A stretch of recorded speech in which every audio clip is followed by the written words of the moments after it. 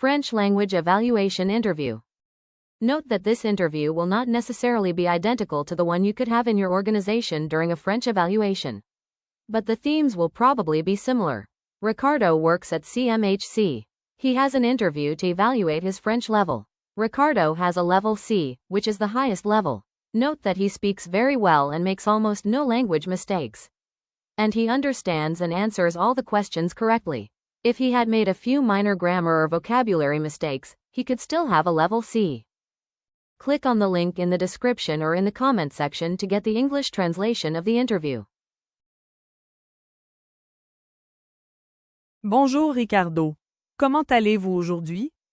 Bonjour Sonia, je vais très bien, merci. Un peu nerveux, mais je suis prêt pour notre conversation. On va discuter le plus naturellement possible. Dites-moi, quel temps fait-il chez vous aujourd'hui? Ce matin, il fait un peu frais à Ottawa. Mais il y a du soleil, alors c'est agréable. Et vous habitez à Ottawa depuis quand? Je suis arrivé d'Angleterre en 2016. J'ai terminé mes études au Canada, puis j'ai commencé à travailler à la SCHL en 2022. Justement, parlez-moi de votre poste à la SCHL. Je suis analyste principal risque. Mon travail consiste à analyser et surveiller les risques liés aux activités d'assurance afin de m'assurer que les politiques, les procédures et les règlements sont bien respectés. Je participe à des examens internes de qualité et de conformité, j'analyse les processus et j'effectue des contrôles pour identifier les risques ou les problèmes potentiels. À partir de ces analyses, je fais des recommandations et je prépare des rapports destinés à la direction. Je collabore aussi avec différentes équipes et je réponds aux questions liées à la gestion des risques. Et vous travaillez seul ou dans une équipe? Je travaille dans l'équipe de surveillance des risques. Vous travaillez au bureau ou à distance? Présentement, je travaille 3 jours par semaine à distance et 2 jours au bureau. Vous aimez ça? Oui, je trouve que c'est un bon équilibre parce que ça me permet d'interagir avec mes collègues au bureau. Et quand je travaille à la maison, je trouve que je peux mieux me concentrer parce que mon bureau à la maison est très calme. Je comprends. Je fais aussi du télétravail de temps en temps, et j'aime ça. Quelle est votre routine le matin avant de commencer votre journée de travail? Je me réveille à 7 heures. Je prends une douche, je me coiffe, puis je m'habille. Ensuite, je prends mon petit déjeuner. Après, je me brosse les dents, puis, je vais au bureau, ou alors, je reste à la maison si je télétravaille. En général, je commence le travail à 8h30.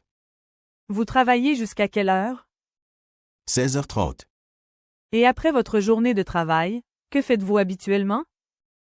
J'aime aller marcher, surtout s'il fait beau. Et le soir, je passe du temps avec ma femme et mes enfants. Puis après, en général, je regarde un film ou je lis un livre. Et pendant les fins de semaine, quels sont vos passe-temps préférés? J'adore cuisiner, surtout les plats traditionnels salvadoriens. J'ai grandi en Angleterre, mais ma famille est originaire du Salvador et j'aime la cuisine du Salvador. Je joue aussi un peu de guitare et je fais du bénévolat dans ma communauté. Très bien. Maintenant, pouvez-vous me décrire une journée typique de travail? Bien sûr. La première chose que je fais quand j'arrive au bureau, c'est vérifier mes courriels. Ensuite, je participe souvent à une réunion d'équipe rapide pour faire le point sur les projets importants. Après ça, j'analyse des données et je rédige des rapports. L'après-midi, je travaille aussi sur les rapports et je révise des documents. Et souvent, l'après-midi, j'ai aussi des rencontres avec des partenaires. Et parmi vos tâches, lesquelles occupent le plus votre temps? L'analyse de données et la rédaction de rapports. Qu'est-ce que vous aimez le plus dans votre poste actuel? Ce que j'aime vraiment, c'est l'impact concret de notre travail sur les politiques du logement. On contribue à améliorer la qualité des logements et l'accès au logement pour les Canadiens, et c'est très satisfaisant. Et qu'est-ce qui est le plus difficile dans votre travail? Parfois, les délais sont très serrés, surtout quand on doit répondre rapidement à des demandes ministérielles. Ça peut être très stressant, et je trouve ça difficile à gérer parfois. Justement, comment gérez-vous le stress au travail? J'essaie de bien planifier mes tâches et de communiquer clairement avec mon équipe.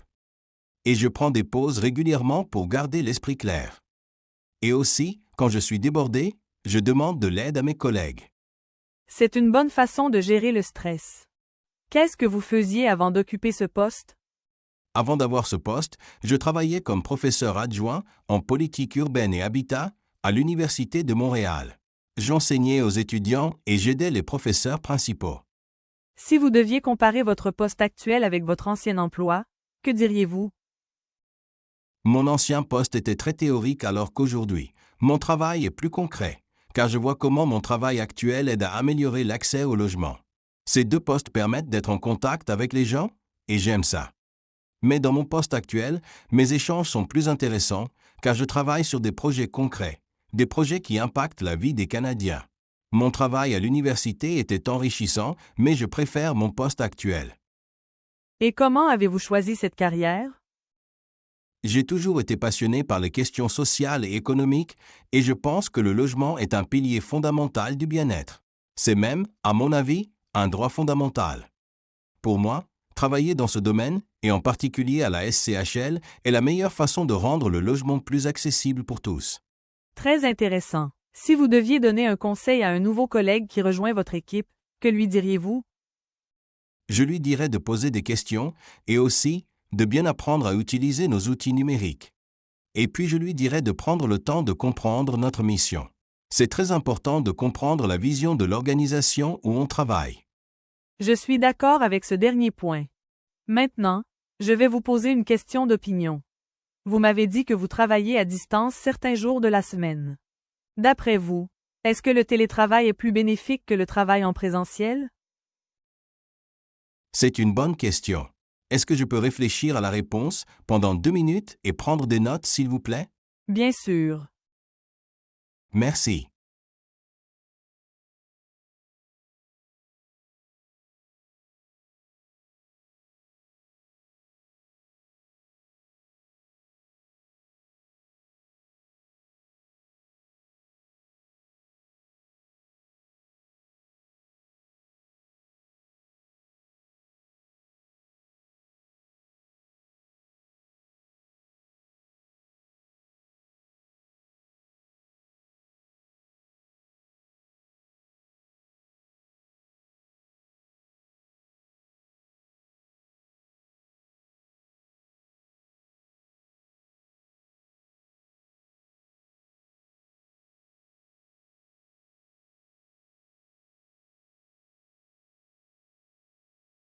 Est-ce que vous êtes prêt?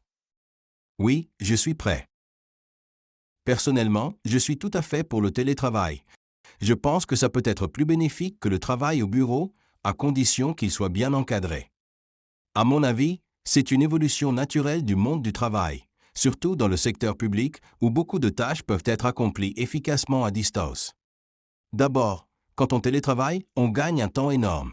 Dans mon cas, quand je travaille à la maison, je gagne environ 1h30 par jour, parce que je n'ai pas besoin d'aller au bureau. Ce temps, je peux le consacrer à ma famille. Par exemple, j'ai le temps de prendre tous les repas avec ma famille ou je peux accompagner mes enfants à l'école le matin quand je travaille à la maison. C'est important de pouvoir passer du temps avec sa famille parce que ça améliore la vie personnelle, donc ça influence la qualité du travail positivement.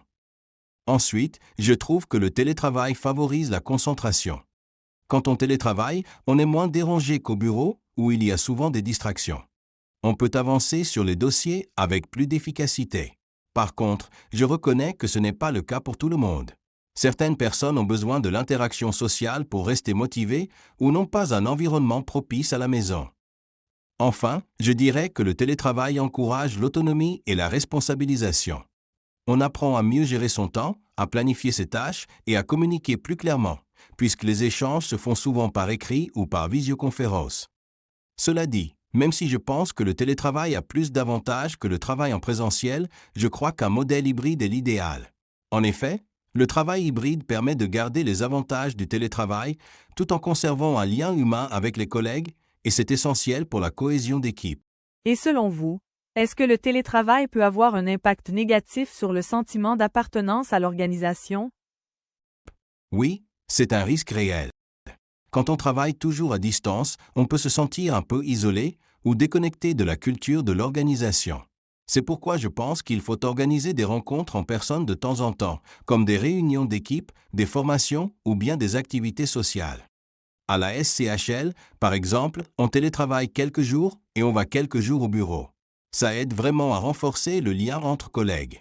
Merci beaucoup Ricardo, on a fini. C'était un plaisir de discuter avec vous. Merci Sonia, j'ai apprécié cette conversation. Click on the link in the description or in the comment section to get the English translation of the interview.